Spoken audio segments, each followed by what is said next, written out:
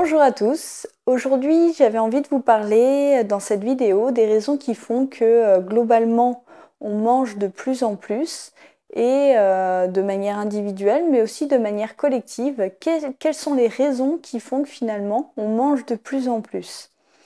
Alors moi par exemple, je sais que même si je suis sensible à toutes ces choses, il y a des contextes où je suis certaine que je vais manger plus. J'essaye au maximum de faire des repas où je suis concentrée sur mon assiette, mais je vous avouerai qu'il y a des périodes où je suis un peu plus fatiguée, j'ai envie de distraction et je vous avouerai qu'à ce moment-là, je vais manger plus parce que je vais mettre soit une série, soit un documentaire, enfin en tout cas quelque chose qui va capter mon attention. Et c'est vrai que dans ces moments, même si j'en ai absolument pas la sensation, c'est ça qui est fou, je vois que finalement je mange plus. Et ça, je m'en rends compte plutôt à la vitesse à laquelle mes courses vont descendre. Parce que ça va être en général des périodes de temps.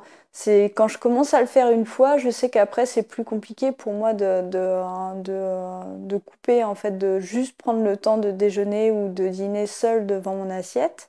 Parce que ça, c'est vraiment des moments où je vais me retrouver seule. Sinon, avec mon conjoint, on met rien en particulier quand on mange ensemble. Mais seule, c'est vrai que je vais avoir cette tendance à des moments où je serai plus fatiguée, où je serai oui, un peu moins dans l'enthousiasme, un peu moins dans ces phases de motivation où on crée pas mal de choses. C'est des moments où je vais moins résister, avoir envie de mettre des choses à regarder en même temps. Et c'est vrai que ça va faire que, effectivement, je vais manger plus à ce moment-là, malgré que je connaisse tous ces pièges-là. Donc, je voulais reprendre avec vous quelles étaient les principales raisons qui faisaient que finalement on mangeait plus. Alors, la première raison qui pour moi est évidente et un problème de société, c'est que les aliments me paraissent de plus en plus creux au niveau nutritionnel. Donc je pense que déjà tous les signaux de satiété qui sont liés au cerveau et qui sont liés à cette densité nutritionnelle apportée par les aliments font que naturellement on aurait cette tendance à manger plus, tout simplement parce que les aliments apportent moins en quantité. Alors ensuite,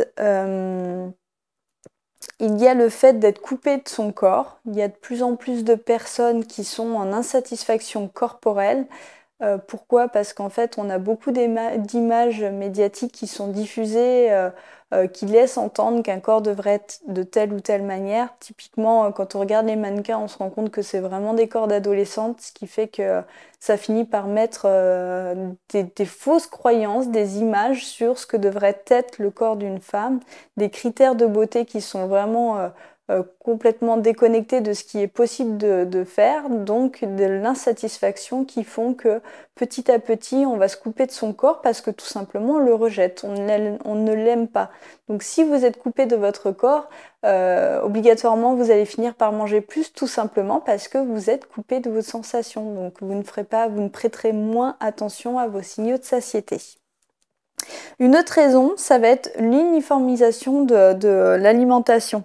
Le fait qu'on suive tous des modèles alimentaires, typiquement les messages qu'on peut entendre même par les institutions, qui sont de très bons messages, mais qui ont le défaut d'ancrer dans la tête des gens qu'il y a des quantités types et qu'on devrait manger la même chose. Quand vous regardez les portions à l'arrière des aliments, on en est vraiment dans un exemple assez flagrant où on va vous dire, voilà, une portion de céréales, c'est 40 grammes de céréales, etc. Sauf que là, on parle pour qui? Pour un enfant, pour une femme, pour un homme, pour un jeune homme, une personne âgée.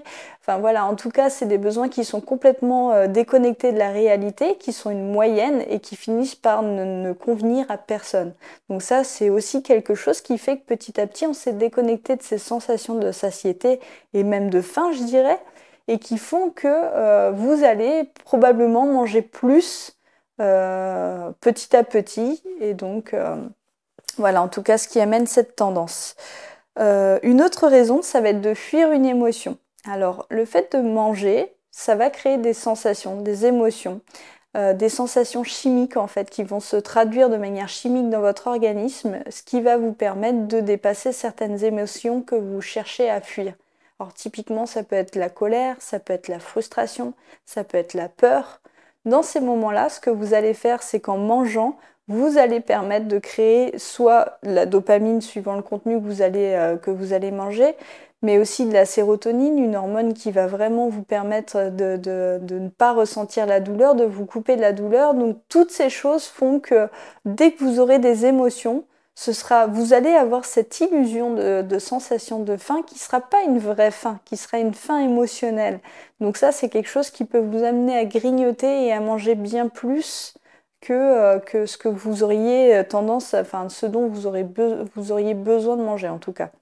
Et ça, vous pouvez l'observer tout simplement par des périodes de stress ou des périodes, enfin voilà, au niveau émotionnel, c'est un peu plus chargé. Regardez le contenu de vos assiettes, est-ce qu'il change dans ces moments-là? Faites l'expérience de noter, d'observer en fait ces changements dans votre assiette par rapport à des périodes émotionnelles un peu plus chargées. Donc ça peut être des périodes d'examen, ça peut être des périodes de maladie aussi, le fait d'avoir dans son entourage quelqu'un qui est malade.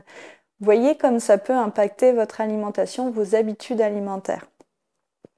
Et puis, donc, c'est en lien avec ce que je venais de dire, mais en fait, finalement, l'anesthésie. Le fait de chercher l'anesthésie, de vous couper de vos sensations douloureuses, en justement maximisant ce taux de neurotransmetteur qu'est la sérotonine, qui va vous permettre de ne plus ressentir certaines douleurs. Donc ça, vous allez le ressentir en mangeant... en vous apportant une quantité alimentaire de certains aliments qui sont vraiment vos aliments doudous et qui vont vous permettre de vous couper de vos émotions, enfin de vous anesthésier de toutes les émotions, de toutes les sensations désagréables que vous cherchez à fuir dans l'instant. Donc tout ça, quoi faire dans ces cas-là? Eh bien, il faut absolument renouer avec son corps pour répondre aux réels besoins. Votre corps vous envoie des messages à travers des signaux et ces signaux, il faut absolument essayer de répondre, de comprendre, de décrypter à quoi correspondent ces signaux pour pouvoir y répondre au mieux. Donc pour ça, ça veut dire chercher, voir si vous avez une carence quelque part. Ça peut être une carence nutritionnelle, mais aussi un manque de sommeil, des choses comme ça. Manger en pleine conscience pour déjà reprendre, laisser l'espace disponible pour pouvoir reconnecter avec vos sensations. Ça demande de décrypter les besoins, essayer de comprendre derrière ce besoin de sucre, qu'est-ce qui vous appelle? Est-ce que c'est un moment de fatigue, un moment de stress que vous cherchez à calmer? Dans quel cas, il faudra plutôt voir du côté du magnésium. Voilà, ressentez vraiment toutes ces sensations, essayez de décrypter, de comprendre vos propres besoins. Et enfin, préférez vraiment la qualité alimentaire plutôt que la quantité. Ça veut dire chercher des aliments de saison, ça veut dire prendre des aliments locaux si vous le pouvez, ça veut dire toutes ces choses. Essayez de privilégier vraiment la qualité à la quantité, c'est très important. C'est ce qui vous permettra de manger moins en volume et donc d'éviter de prendre du poids ou même retrouver votre poids de forme, tout simplement. Voilà, c'est tout pour aujourd'hui. J'espère que cette vidéo vous a plu. En tout cas, si elle vous a plu, n'oubliez pas de la liker, de la partager auprès de votre entourage et de vous abonner à ma chaîne tout simplement pour recevoir les prochaines vidéos. En attendant la prochaine vidéo de demain, n'oubliez pas qu'un changement alimentaire, ça passe par un changement global et que tout ça, ça repose sur un pourquoi fort. À demain.